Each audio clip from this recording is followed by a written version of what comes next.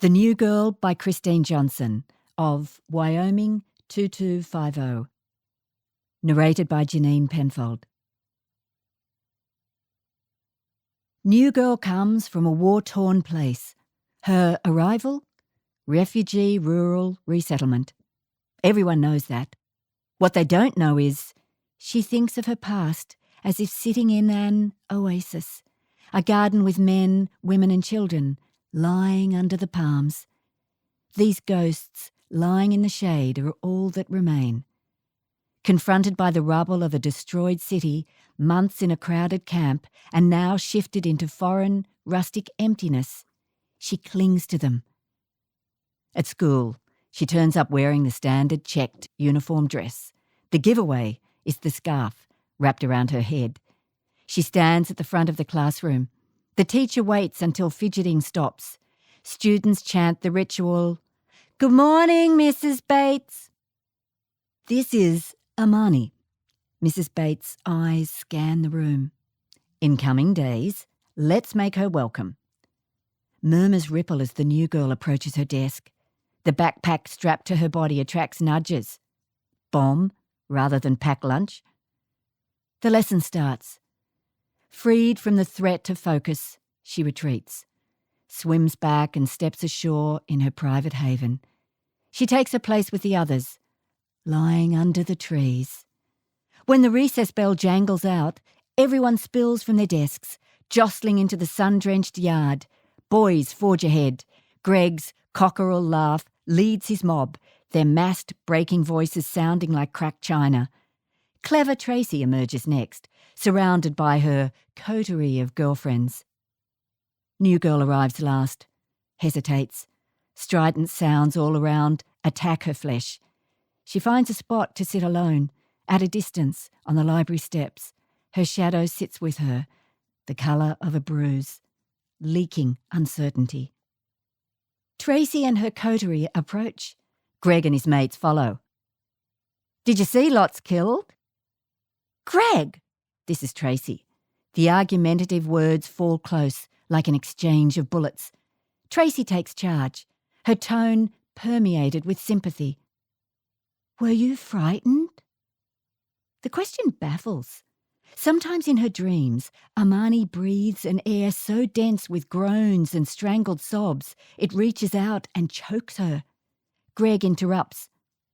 "Hey," he says, pointing at the headscarf. "Do you wear that to bed?" The boys laugh. A tussle and skirmish of assumptions follows. "Will you have an arranged marriage? Or work? Study at university? How come you got away? Here, to our country?" At this point, Amani's heart beats faster while her blood freezes, wishing to run backwards to avoid the pain at her centre. How to imagine so many who have died, let alone understand why she is not amongst them? She will never forget one old man. Thin legs and the threadbare coat he wore made him seem an ancient bird with fraying feathers. That time he came wobbling along the laneway on his rusty bike, heading for the main street. Crouched outside her ruined house in what remained of her doorway, terror beating like trap wings in her belly. She should have stepped forward to warn him. But thumping fear demanded she survive. So she watched. Sensing the rumble, he falters and looks up. Too late. A lorry full of soldiers travelling at speed smashes into him. The bike buckles. His body flies up, crushed. His brains spill onto the road. After plying New Girl with questions that never receive answers, most shrug, give up. A month passes. "Hello?" New Girl looks up, startled. The other girl grins, eyes crinkling at the corners, dimple craters in her suntanned cheeks. "Can I sit with you?" She does anyway. "You knew?" "Sort of, yes." "Yeah, me too. First day." Amani glances at her. "From overseas?" The other girl laughs. "Not me. Narradan. Know where that is?" "No." "Yeah, well, neither does anyone else." The two chew sandwiches, eyes gazing at the drought-dry oval. The other girl breaks the silence. So, what do you play? Amani's brows arch, questioning. Sport, the other girl grins. Nothing. She sees the grin fading. Except, yeah? In the camp, a coach came. She trained us. Soccer. Awesome! Yes, the soccer team with girls. I like that. Girls soccer, even better. Hey, what's your name? I'm Amani. I'm Samantha. Call me Sam.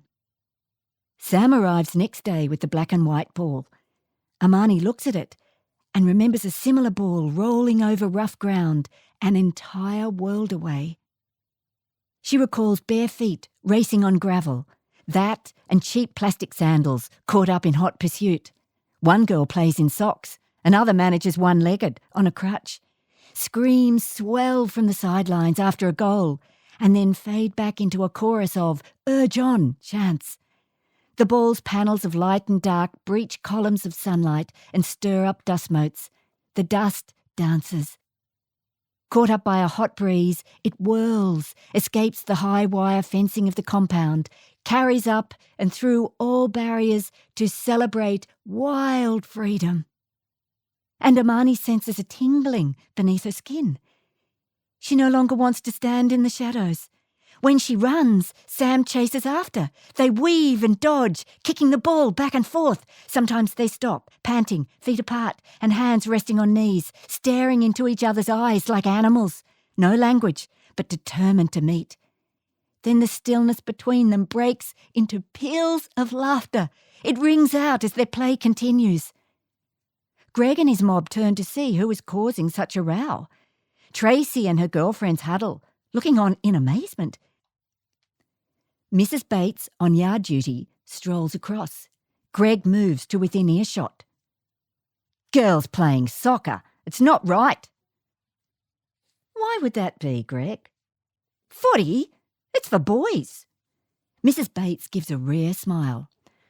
Well, soccer may not cure the entire world's problems, but from what we're seeing here, it may shatter certain boundaries. By the end of the week, what has started with 2 playing soccer has grown to become the beginnings of an enthusiastic girls' team. Mrs. Bates causes a stir, putting herself forward as coach. Amani has her first and closest friend, Sam. Inseparable. They do everything together. The end.